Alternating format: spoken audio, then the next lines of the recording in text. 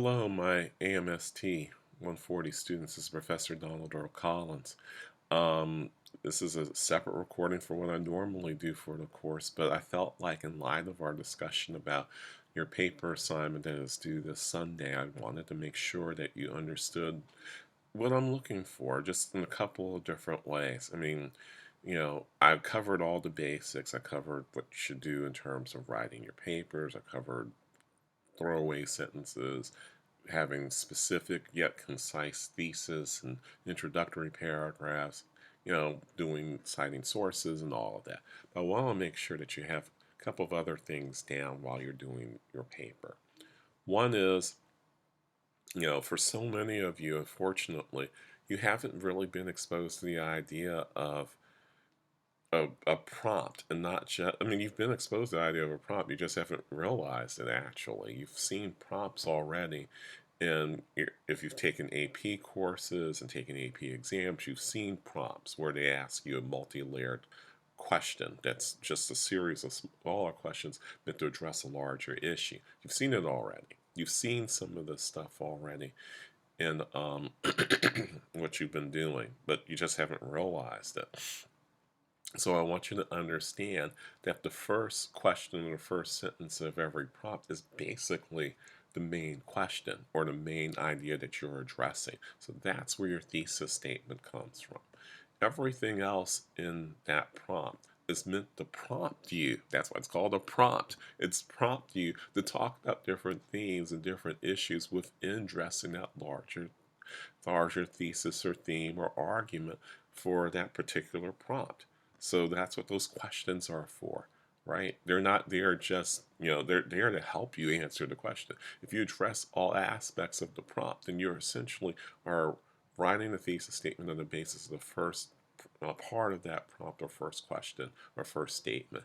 And then you're following up by addressing questions and maybe other questions that go with it in addressing that particular prompt. You have two prompts from which to pick one. You pick one prompt and you follow that process. You'll at least, that takes you out of the D or F range, right? Puts you at least at a C, probably a C plus. And with the way most of you guys probably write, probably at least a C plus or a B minus, right? Depending on how well you do it. Now, obviously, the other piece of this, and that's really important here, and is how many layers of connectivity can you make between readings, between things that you've watched, movies, between things that we've discussed in class through discussion, through other means, and make in addressing your answer. The more layered your connections are, and sometimes even the more counterintuitive the connections you make, the better off you're going to be in terms of answering a prompt via term paper. And what do I mean by connections, right? Logical connections, sometimes logical leaps based on counterintuitive thinking, right? You know, it's one thing to be able to summarize what Ashante Reese's book is all about.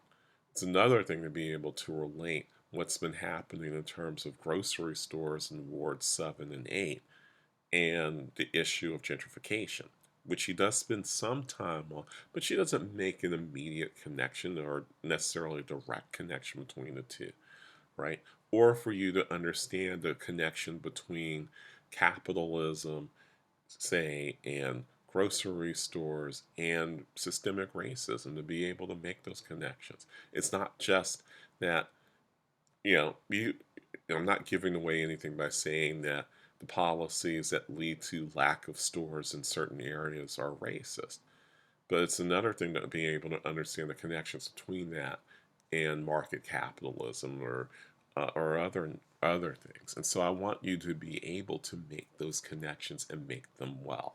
So in a nutshell, all I'm trying to do is to prompt you, to give you an extra prompt in general to make connections, to deliberately use these connections to make one point, then the next point, then the next point. It's not about, I always operate by a rule of three. Three good examples to really, you know, but to show that your whatever your argument is has merit, has evidence to it, etc., etc., right?